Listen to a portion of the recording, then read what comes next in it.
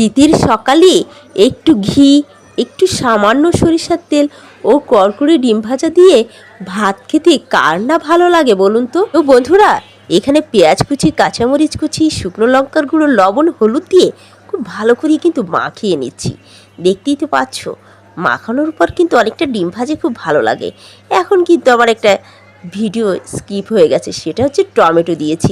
একটা টমেটো পুরোটা দিয়ে কুচি কুচি করে খুব ভালো করে আবার মাখিয়ে নিলাম, নিয়ে ঢেলে দিলাম 3টে ডিম ফাটা দিয়ে কিন্তু ভালো করে গুলিয়ে নিচ্ছি। গুলিয়ে নেওয়া কিন্তু আমার শেষ হয়ে গেল।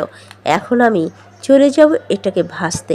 প্যান দিয়ে দিলাম, প্যানে সাদা তেল দিয়ে দিলাম, সাদা তেল দিয়ে একটু ঘুরিয়ে নিলাম। তো হ্যালো বন্ধুরা, অল্প অল্প করে কিন্তু দিতে হবে, যাতে চারিদিকে ছড়িয়ে না পড়ে। আর খুব সুন্দর করে গোল করে দিয়ে দিয়েছি, দেখেছো। একটু ঢেকে দিলাম, ঢেকে দেওয়ার পরে ডিমটা বেশ ফুলে উঠবে এবং ভিতরটা হয়ে যাবে। আমি কিন্তু খুব হালকা আঁচে জালটা দিয়েছি। তো সকালের দিকে তো গ্যাস খুব কম থাকে, তো সেই গ্যাসেই কিন্তু আমি ভেজেছি। তো এই দেখো, আমার কিন্তু সুন্দর একটা কালার এসেছে, তাই না? আর এভাবে আমি ডিমটা আরেকটু উল্টিয়ে দিলাম, উল্টে দিয়ে এটাকে 4 খণ্ড করে কেটে নিলাম। তো 4 খণ্ড করে কেটে নিলে আবার ভাজতেও সুবিধা হয়, কারণ অনেক বড় হয়ে গেছে ডিমটা, যেহেতু উঠাতে গিয়ে একটু ভেঙে যাচ্ছে। তো আমার ভাজা হয়ে গেছে। এখন গরম ভাত নিয়েছি, 1 থেকে 1.5 চামচ ভাত নিয়েছি। আর দেখতেই পাচ্ছ, একদম এইমাত্র ভাতটা নামিয়েছি। আর এই গরম ভাতে দিয়ে দিলাম একটু সামান্য ঘি।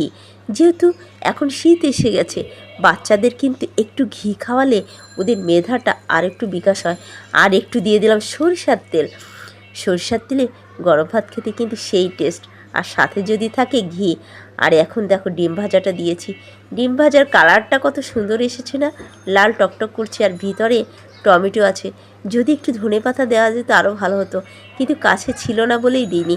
তো বন্ধুরা, এভাবে সকালের যে ভাতটা অনেকেই খাও, সেটা খেয়ে দেখো কেমন লাগে, বুঝতে পারবে।